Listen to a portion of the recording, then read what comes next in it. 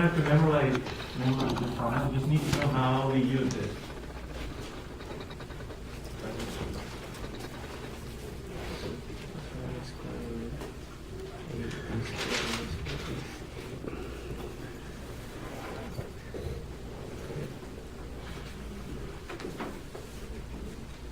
Oh yeah, there it goes. I've been asking this problem for like 3 weeks. Nobody will answer it. Okay, so the quadratic formula is x equal to negative b plus minus b square root of b squared minus 4ac over 2a.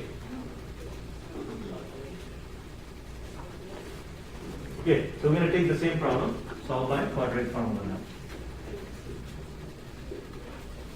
Does it have to be a perfect square in order for you to solve the quadratic formula? No.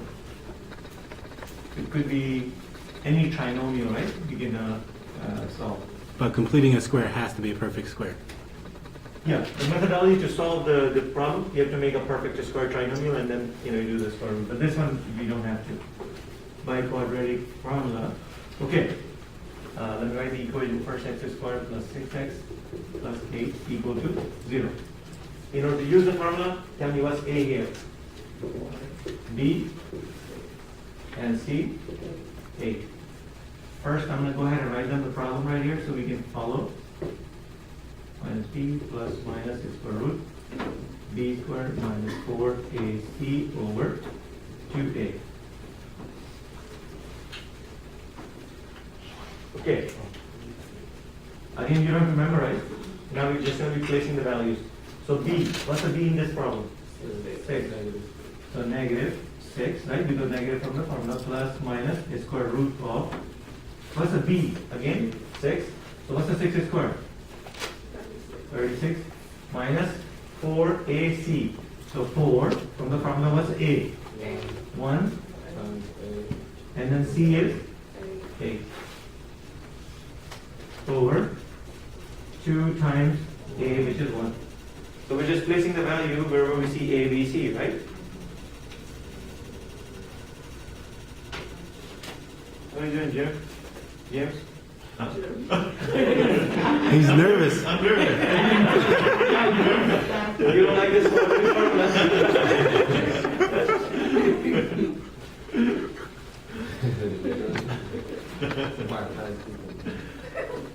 Alright, so now what we're going to do is simplify it within the radical. So we're going to say negative 6 plus minus the square root of 36. Now take a look at right here. So negative 4 is multiplying with 1. So what's the result of this negative 4 times 1? Negative 4. Then negative 4 is going to multiply with positive 8. So the result will be negative, and 4 times 8 is going to be 32. So negative 32 over 2 times 1 is 2. What's the 36 minus 32? 4. So this is going to become negative 6 plus minus the square root of 4 over 2. Right? Now what's the square root of 4?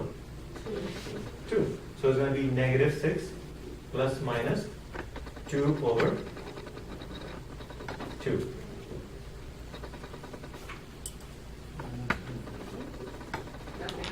No, not yet. So now what's going to happen, we have to simplify this, but this will result into, again, your 2 answers. So one time you're going to use the positive 2, and another time you're going to use. So if I take this negative 6, positive 2 over 2. So again, what's the negative 6 and positive 2 at the top? So it's going to be negative 4 over 2, which is negative 2. Right? And then the next one, we're going to have negative 6, and we're going to use a negative 2 over 2. So again, negative 6 and negative 2 is going to be negative 8 over 2, which is negative 4. So again, we're getting the same answers regardless of which methodology we use, right? Which one's the shortest? Shortest? Well, it seems like, probably the factoring is going to be always the shortest, but in a lot of these problems, we're not going to be able to solve these problems with factoring. Yeah, you can't do it without doing quadratic formula. What is it? So which one is the best qualified? Well, I would say, factoring is not going to get you always the answer, because some of the polynomials might be like, remember that if you try factoring, if you cannot find, you say it's prime, right?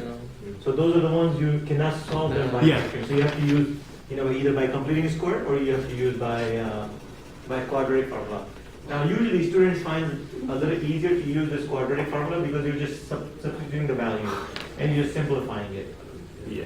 Well, see, the thing is, you don't get to start with this answer. It starts with like a complex fraction, and then you slowly get down to the to this part. So it takes you about 2 pages to get to that part, and then you have to finish with that. So I mean, you can't do it without doing the quadratic though. So. No, we're going to do a couple more problems. We're not done yet, but so